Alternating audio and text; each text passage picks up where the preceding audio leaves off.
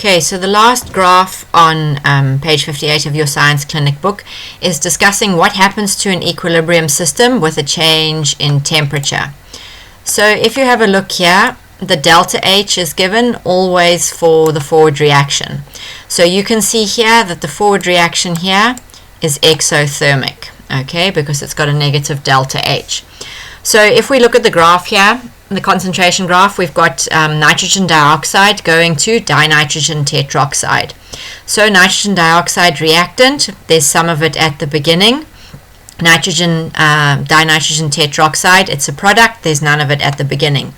So as this starts decomposing to form or reacting to form dinitrogen tetroxide, the level of nitrogen dioxide decreases. You can see that this graph is longer and steeper because if you have a look here, 2 moles make 1 mole. So if we're looking at the concentration of this will dramatically go down, while this rises slightly less steeply because there's less of it. The concentration is not changing as rapidly because of the molar ratios. So then eventually they come to equilibrium, and then the first disturbance we can have is a temperature increase. So at this point there's a temperature increase, and you can see both reactions are affected. We know that whenever we increase the temperature, it increases reaction rate, okay? So for any given reaction, temperature increases reaction rate because temperature is a measure of the kinetic energy of the particles, and then the particles have greater kinetic energy, which means that more particles have activation energy, which means you have more effective collisions. So any increase in temperature is going to increase the rate of both the forward and the backward reaction. But because this is an equilibrium system, one of the reactions will be favored. So according to Le Chatelier, when we disturb the system, we make a new equilibrium by favoring the reaction that opposes the disturbance. So now we've increased the temperature. The forward reaction increases the temperature because it's exothermic. So the forward reaction is not actually favored. The backward reaction in this case is going to be favored by the temperature increase because that is how the system can work to decrease the temperature. So the moment the temperature decreases, the backward reaction starts happening. And if the backward reaction starts happening, my product here must decrease. So here you see the product goes from this equilibrium concentration, it starts decreasing.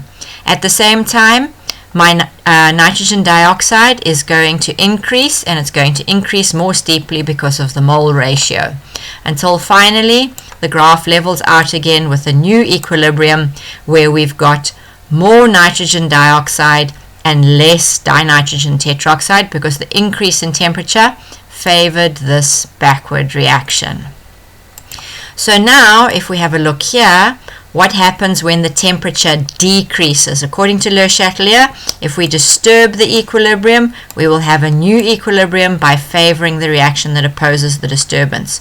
So a temperature decrease, the opposite of decreasing the temperature, is increasing the temperature, and so the forward reaction increases the temperature. So the moment the forward reaction is favored, we're going to see an increase in the number of moles of dinitrogen tetroxide and a decrease in the number of moles of nitrogen dioxide because the nitrogen dioxide is making dinitrogen tetroxide.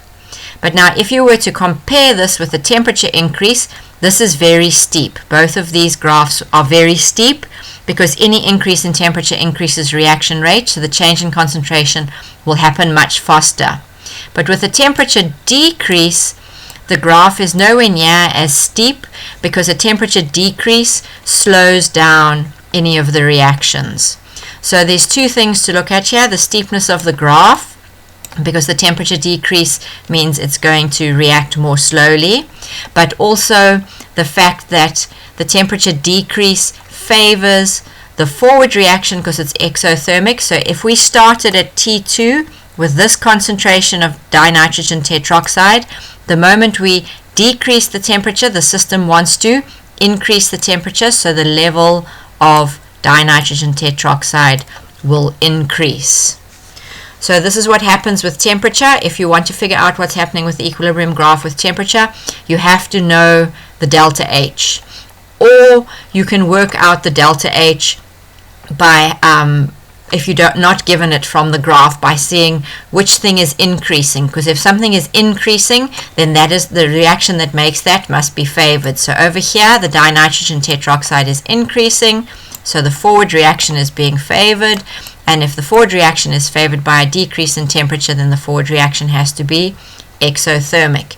So you can either go from the information in the equation forwards, or you can use the information in the graph to deduce something about the equilibrium system.